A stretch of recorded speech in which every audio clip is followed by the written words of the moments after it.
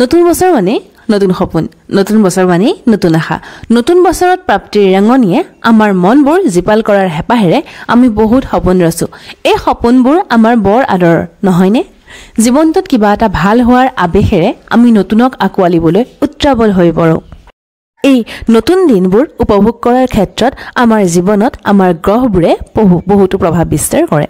সেয়ে নতুন কামৰ বা নতুন পৰিকল্পনাৰ আৰম্ভণিতে জ্যোতিষ শাস্ত্ৰই আমাক বহুতো সহায় কৰে। যদি আৰম্ভণিতে আপোনাক এটা ৰাস্তা দেখুৱাই দিয়া হয় যে আপোনাৰ ৰাশিৰ বাবে এই বছৰটো পঢ়াৰ ক্ষেত্ৰতে হওক, স্বাস্থ্যৰ ক্ষেত্ৰতে হওক, নতুবা অন্যান্য বহুতো ক্ষেত্ৰত কেনেধৰণে যাব, তেতিয়া আপুনি আগতীয়াকৈ প্ৰস্তুত হৈ থাকিব পাৰে বছৰটোৰ বাবে।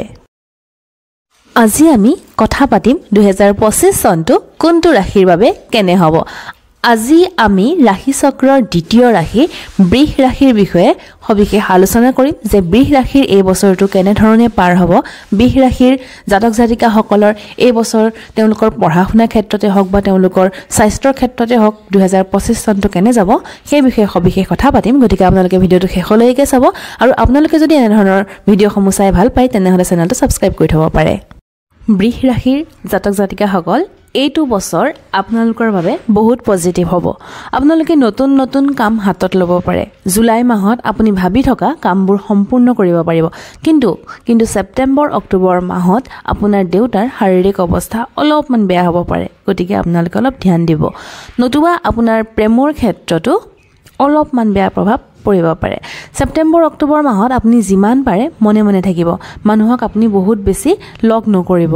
আপুনি যিমান ঠাণ্ডা মনেৰে যিমান ভাবি চিন্তি কাম কৰিব আপোনাৰ বাবে সিমান ভাল হ'ব। নিজৰ কামবোৰ ধৈৰ্যৰে কৰি যাব। চাকৰিৰ বাবে এই বছৰ আপোনাৰ বহুত ভাল। যদি কিবা জব কৰি আছে তাতো আপোনাৰ ভাল হ'ব। আপোনাৰ কানেকশ্যনো গঢ়ি উঠিব। কিন্তু আপোনাৰ সহপাঠীসকলৰ লগত নিজৰ মনৰ কথাবোৰ আপুনি শ্বেয়াৰ নকৰিব। লগতে মানুহক না কৰিবলৈ আপুনি শিকক, নহ'লে মানুহে আপোনাক কামৰ বোজা দিবলৈ ধৰিব আৰু কামৰ বোজা বেছিকৈ দিব। গতিকে আপুনি মানুহক না ক'বলৈ শিকক। এপ্ৰিল, মে', জুন এই 3 মাহত ব্যৱসায়ত অলপমান আপোনাৰ বেয়া প্ৰভাৱ পৰিব পাৰে, কিন্তু আপোনাৰ বাবে নহয়। যোনটো বেয়া প্ৰভাৱ পৰিব সেইটো আপোনাৰ আশে পাশে থকা বা আপোনাৰ লগত কোনোবা একেলগে কাম কৰি আছে তেওঁলোকৰ কোনোবাই কিবা ভুল কৰিব, সেই ভুলৰ ফলত আপোনাৰ ব্যৱসায়ত অলপমান প্ৰভাৱ পৰিব। কিন্তু আপুনি এইসমূহৰ পৰা নিজক উলিয়াই আনিব পাৰিব আৰু জুন জুলাই মাহত আকৌ বিজনেছত গ্ৰ' কৰিব। এইখিনি সময়ত আপোনাৰ মনলৈ আহিব পাৰে যে মই ব্যৱসায় কৰিব পাৰিম নে নোৱাৰিম, বা মই ব্যৱসায়ৰ কাৰণে হয় নে নহয়, এনেধৰণৰ মনোভাৱ আপোনাৰ মনলৈ আহিব পাৰে। কিন্তু তেনেকুৱা একো কথা নাই। যদি আপুনি আপোনাৰ ছিষ্টেমত গুৰুত্ব দিয়ে বা যদি আপুনি আপোনাৰ ছিষ্টেম বা প্ৰচেছবোৰ ৰেডি ৰাখিছে তেন্তে হ'লে আপোনাৰ কোনো ধৰণৰ সমস্যা নহয়। আৰু যদি ৰেডি নাই তেন্তে ৰেডি কৰক। আমি ৰাশিফল চাওঁ কিয়? আমি ৰাশিফল এই কাৰণেইটো চাওঁ যাতে আহিব লগা দিনৰ সমস্যাসমূহৰ সমাধান আমি আগতীয়াকৈ কৰিব পাৰোঁ, নহয়নে? নতুবা আহিবলগীয়া দিনৰ পৰিকল্পনা আমি ভালদৰে কৰিব পাৰোঁ। আমি সাজু থাকিব পাৰোঁ। কিবা যদি প্ৰব্লেম হয় সেই প্ৰব্লেমৰ চলিউশ্যনটো আমি আগতীয়াকৈ ৰাখিব পাৰোঁ। সেইকাৰণেতো আমি ৰাশিফল চাওঁ। গতিকে আপোনালোকে যিখিনি কথা ইতিমধ্যে কোৱা হৈছে সেইখিনিৰ ওপৰত গুৰুত্ব দিব। বৃষ ৰাশিৰ জাতক জাতিকাই নতুন নতুন স্কিলসমূহ শিকিব বিচাৰিব। টেকনিকেল বস্তুৰ প্ৰতি তেওঁলোক এইবাৰ আগ্ৰহী হ'ব। কোডিং, AI আদি যি ধৰণৰ টেকনিকেল যোনবোৰ কাম আছে সেইসমূহ তেওঁলোকে শিকিব। এইবোৰ আপুনি 15 জানুৱাৰীৰ পাছতে আৰম্ভ কৰাৰ সম্ভাৱনা বহুত আছে। আৰু মাৰ্চৰ ভিতৰত নতুন কিবা এটা স্কিল আপুনি শিকি শেষো কৰিব নিশ্চয়। অনলাইন যিবোৰ কোৰ্চ থাকে য'ত শিকায় এই তাৰ পৰাও আপুনি কোৰ্চ কিনি পেলাই শিকাৰো সম্পূৰ্ণ সম্ভাৱনা আছে। পঢ়া শুনা আপোনাৰ এই বছৰ ঠিকে যাব। যিসকল শিক্ষাৰ্থী আছে সেইসকলৰ পঢ়া শুনা ভাল হ'ব। লগতে প্ৰতিযোগিতামূলক মনোভাৱ লৈ আপুনি আগবাঢ়িব, যিটো আপোনাৰ পক্ষে ভাল হ'ব। টকা পইচাৰ ক্ষেত্ৰতো এইটো বছৰ ভালে যাব।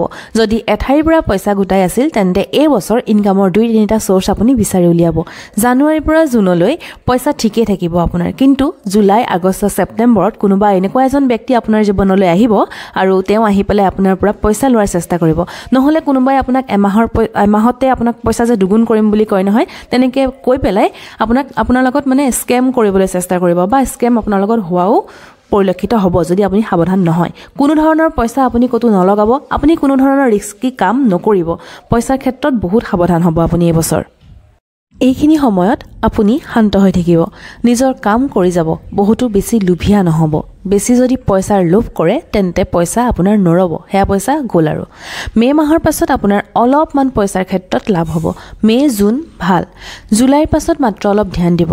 যিসকল সাংসাৰিক সেইসকলে সন্তানৰ পৰিকল্পনা কৰাৰ সম্ভাৱনাও আছে যদি সন্তানৰ পৰিকল্পনা কৰি আছে তেন্তে আপোনাৰ জন্ম সোঁৱৰণীখন এবাৰ জ্যোতিষীক দেখুৱাই ল'ব সকলোৰে ক্ষেত্ৰত নহলেও কিছুমান বৃষ ৰাশিৰ ক্ষেত্ৰত দেখা গৈছে সন্তানৰ স্বাস্থ্য অলপ অৱনতি ঘটিব সেয়ে ডাক্তৰকো দেখুৱাব আৰু পাৰিলে জন্মৰ কাগজখনো এবাৰ জ্যোতিষীক দেখুৱাই ল'ব আৰু তাৰ পিছত আপোনালোকে সন্তানৰ পৰিকল্পনা কৰিব পাৰে প্ৰথম ছমাহ বহুত ভালে যাব আপোনালোকৰ কিন্তু পিছৰ ছমাহত অলপ চ্যালেঞ্জেস আপোনালোকৰ আহিব গতিকে আপোনালোক সাৱধান হ'ব আগষ্ট মাহত আপুনি কোনোবা বিশেষ ব্যক্তিক লগ পোৱাৰো যোগ আছে হঠাতে আপুনি লগ পাব কাৰোবাক আৰু যিসকলৰ বিবাহ হোৱা নাই হয়তো সেইসকলে তেনেকুৱা ব্যক্তি কোনোবাৰ লগত বিয়া হোৱাৰো সম্ভাৱনা বহুত আছে জুন আৰু আগষ্ট মাহত আপোনাৰ পৰিয়ালৰ মানুহৰ লগতে অলপমান মতভেদ হ'ব পাৰে আৰু হেয়া পৰিয়ালৰ মাজতে থাকিব সেপ্টেম্বৰ অক্টোবৰ মাহত এই মতভেদ আৰু অলপমান বাঢ়িব লগতে ইয়াৰ ফলত আপুনি মানসিকভাৱে ভাগিও পৰাৰ সম্পূৰ্ণ সম্ভাৱনা